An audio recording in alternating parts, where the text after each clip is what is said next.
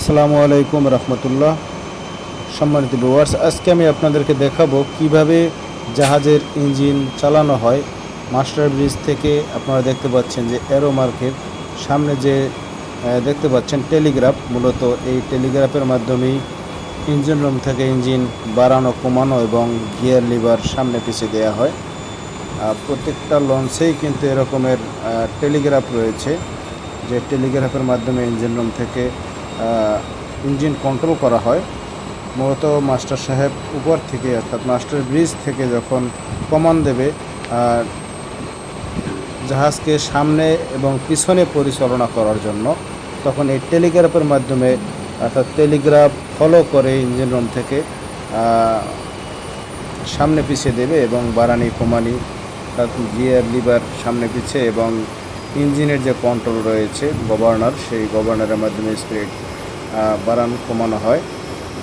তো দেখতে পাচ্ছেন এটি হচ্ছে ফেরি কার্নিভাল ওয়েভের ইঞ্জিন রুম।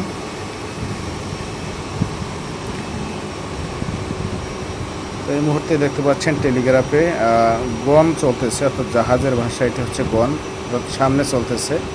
তো আস্তে আস্তে স্পিড বাড়াচ্ছে ইঞ্জিন রুম থেকে, দেখতে পাচ্ছেন এখানে এটি হচ্ছে মিটার।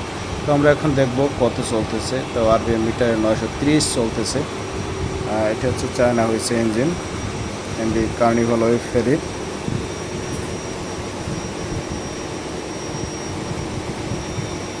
এটি হচ্ছে গিয়ার, মূলত এই গিয়ারের মাধ্যমেই জাহাজকে সামনে এবং পিছে দেয়া হয়। তো দেখতে পাচ্ছেন প্রপেলার শেফট ঘুরতেছে, এটি হচ্ছে প্রপেলার শেফট অর্থাৎ পাখা শেফট, এটির পিছনেই রয়েছে পাখা।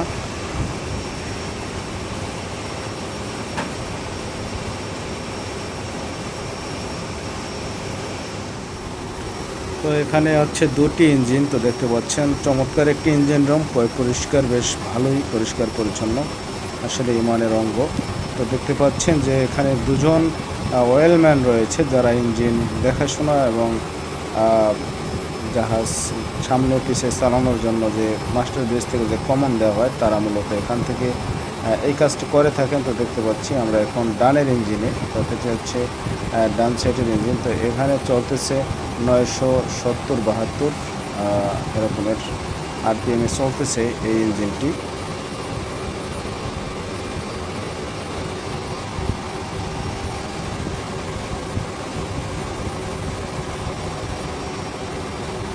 যখন সোলো করার দরকার হয় তখন মাস্টার উপর থেকে টেলিগ্রাফের মাধ্যমে সোলো করে। যাই হোক, ধন্যবাদ সবাইকে। সবাই ভালো থাকুন, সুস্থ থাকুন। আসসালামু আলাইকুম রহমতুল্লাহ।